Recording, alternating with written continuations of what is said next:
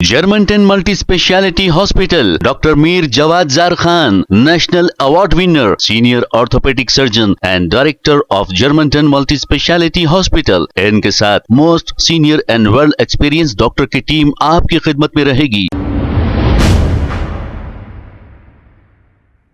अस्सलाम वालेकुम नाजरीन, 7H न्यूज सच को रखे आपके आगे। Balapur law and order police की जानिब से शाहीन नगर रोड पर व्हीकल चेकिंग की गई है। आइए देखते हैं इसी के चंद मनाजिर।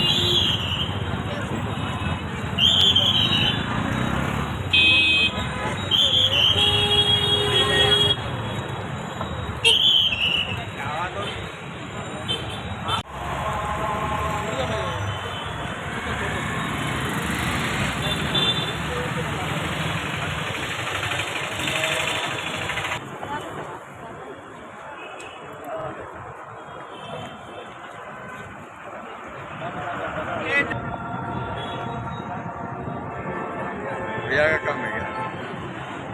भैया का काम नहीं।